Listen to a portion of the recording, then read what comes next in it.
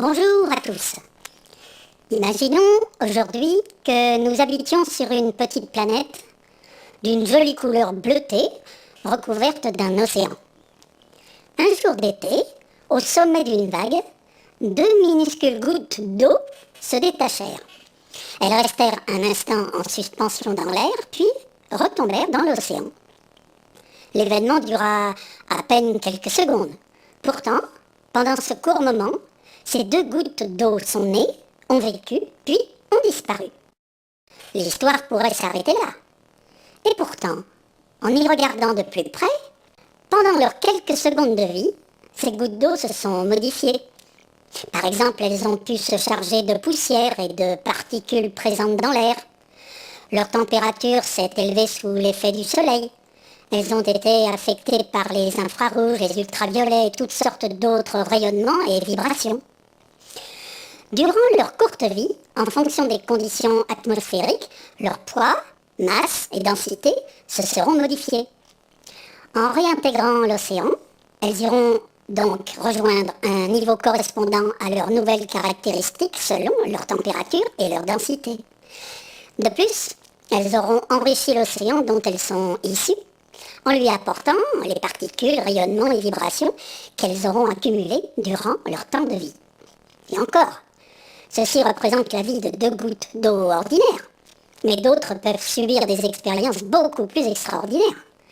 Certaines vont s'évaporer, par exemple, être emportées par un nuage, devenir de l'eau douce, parcourir des centaines de kilomètres, tomber en pluie sur une montagne, se transformer en glace, être prisonnière d'un glacier pendant plusieurs siècles, fondre et parvenir jusque dans le lit d'un torrent, rejoindre une rivière avant de retourner enrichir l'océan de leurs aventures plus ou moins nombreuses ou périlleuses.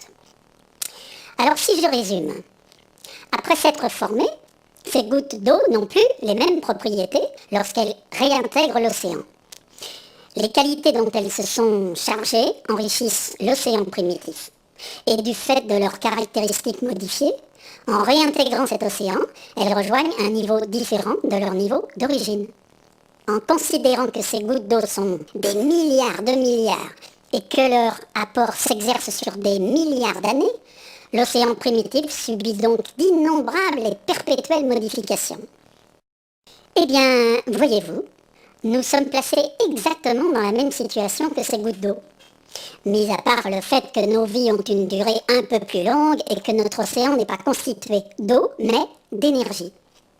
Lors de notre naissance, comme nos deux gouttes d'eau, nous émergeons de cet océan d'énergie dont nous héritons d'une partie.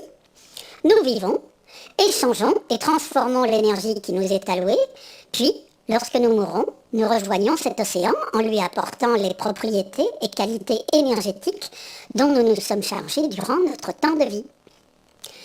À la fin de nos vies terrestres, comme pour les gouttes d'eau de mon histoire, l'énergie que nous restituons à l'océan, enrichie des expériences de notre vécu, rejoindra le niveau correspondant à sa qualité, jusqu'à sa réutilisation par les prochaines gouttes d'eau qui se formeront au sommet d'une nouvelle vague.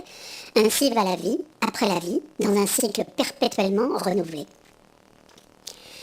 J'espère que cette petite histoire aura répondu en partie à votre question et vous aidera à prendre conscience que nos comportements, individuels et collectifs, ont une responsabilité et des conséquences directes sur ce que nous léguons à nos enfants et aux générations suivantes, ainsi que sur le processus global d'évolution dont nous faisons partie intégrante.